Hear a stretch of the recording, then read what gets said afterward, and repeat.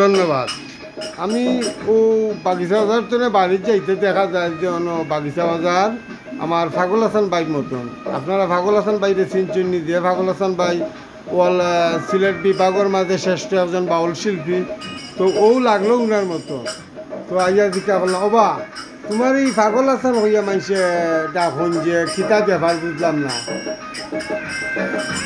আসলে কিতাব হইতাম বিষয় হচ্ছে আপনার মনে করুকা সবাইও সবার রুচি লিয়া পাগল থাকে, সবার রুচি তার একলা খানো হয় না। পাগল হাসান মারা যাওয়া বাদে তো মনে করো তাই নিয়েও মোটামুটি বাইরে লইছেন। পাগল হাসান তো জীবিত অবস্থায় তাই অনেকে চিনছে না, মারা যাওয়া বাদে অনেকে চিনছে, তাদের গুরুত্ব দিচ্ছে।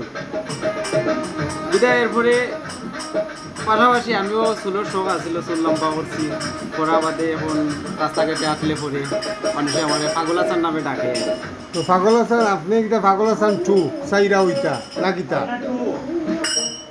আপনার আমি যেহেতু মনে হইল আটলে আমার মতো সাধারণ মানুষে সাপোর্ট করে পাগল হাসান মনে করি, তো আমিও সেইটা মনে করলাম আশা করি তারা দ্বিতীয় পাগল হাসান হিসাবে স্থান দিতাম আর কি। চেষ্টা করলাম আমি যে পাগল হাসানে যতটুকু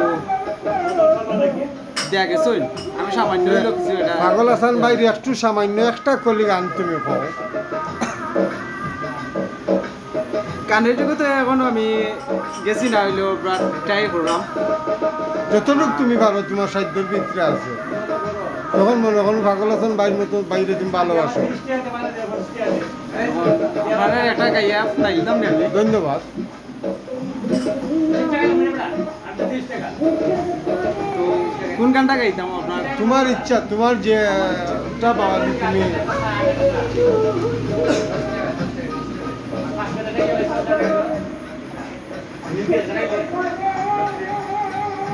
ওই আমি লঙ্গি দিয়া খেতা সিলাই,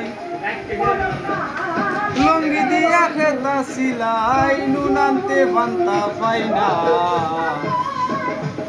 জোড়া তালির জীবন আমার গেল না গো গেল না, জোড়া তালির জীবন আমার গেল না। ওই আমি লঙ্গি দিয়া খেতা সিলাই, লঙ্গি দিয়া খেতা সিলাই, নুন আনতে পান্তা পাই না, জোড়া তালির জীবন আমার গেল না গো গেল না, জোড়া তালির জীবন আমার